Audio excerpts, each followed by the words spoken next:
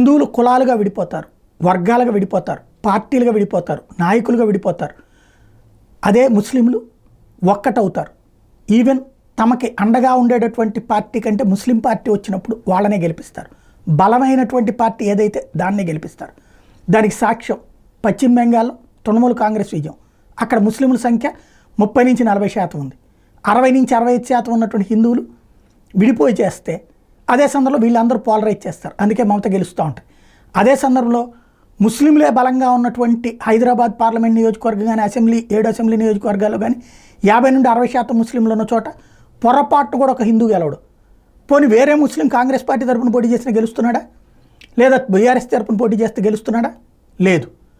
అంటే అక్కడ ముస్లింలు ఓన్లీ ముస్లింని, అది బలమైనటువంటి ముస్లిం పార్టీ వాళ్ళనే గెలిపించుకుంటారు. అంటే తమ పార్టీ లేనప్పుడు తమ మతాన్ని ప్రోత్సహించే పార్టీ వాళ్ళనే గెలిపించుకుంటారు.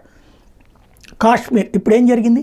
కాశ్మీర్ లోయలో ముస్లింలంతా పోలరైజ్ అయ్యి నేషనల్ కాన్ఫరెన్స్ కోట్లేశారు, లేకపోతే పీడీపీ కోట్లేశారు, లేదంటే ఇండిపెండెంట్లు కోట్లేశారు. అదే హిందువులు ఉన్నటువంటి జమ్మూలో వర్గాలుగా విడిపోయారు. అక్కడ భారతీయ జనతా పార్టీ 29కి పరిమితం చేస్తే ఒక 6 కాంగ్రెస్కి ఇచ్చారు. అదే సందర్భంలో మిగతా కొంతమంది ఇండిపెండెంట్లకు ఇచ్చారు. అంటే ముస్లింలు మత ప్రాతిపదికన ఒక్కటై ఓట్లేస్తారు. హిందువులు పార్టీ ప్రాతిపదికన, కుల ప్రాతిపదికన, వర్గ ప్రాతిపదికన, వర్ణ ప్రాతిపదికన విడిపోయి ఓట్లేస్తారనడానికి సజీవ సాక్ష్యం.